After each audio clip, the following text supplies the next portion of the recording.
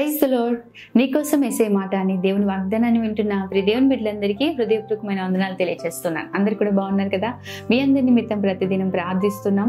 దేవుడు మీ జీవితాల్లో బలమైన అతి శ్రేష్టమైన గొప్ప కార్యాలు మీ జీవితాల్లో జరిగించునుగాక. ఈ వాగ్దానాల ద్వారా మీ జీవితాల్లో మిమ్మల్ని ఇంకా ఆత్మీయంగా బలపరిచి అనేకమైన మేలుల చేత ప్రభు తృప్తిపరిచి ప్రతి వాగ్దానం దేవుడు మీ జీవితంలో నెరవేర్చునుగాక.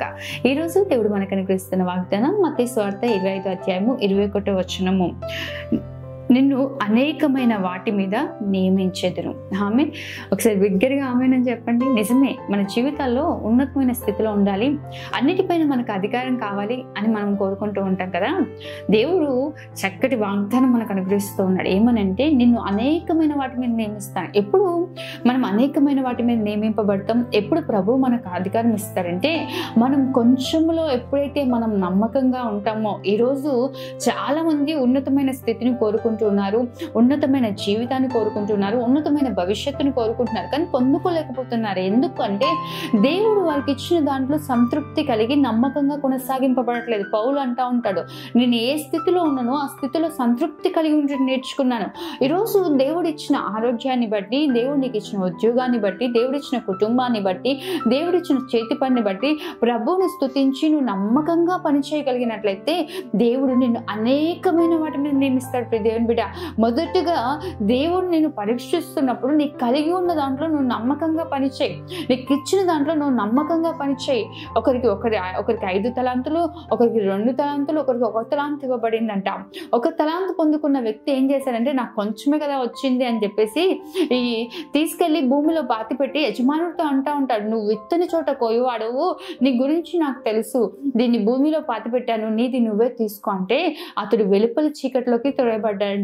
మిగతా వారు పొందుకున్న దానికి రెట్టింపుగా పొందుకున్నారు. కాబట్టి ఆ 1 తలాంతు తీసి 5 తలాంతులు కలిగిన వానికి దేవుడు ఇచ్చినట్లుగా మనం చూస్తూ ఉంటాం. నిజమే, ఈరోజు నీకున్న దాంట్లో ప్రభు నీకు ఇచ్చింది అది 1 కావచ్చు, 2 కావచ్చు, ఏదైనా సరే.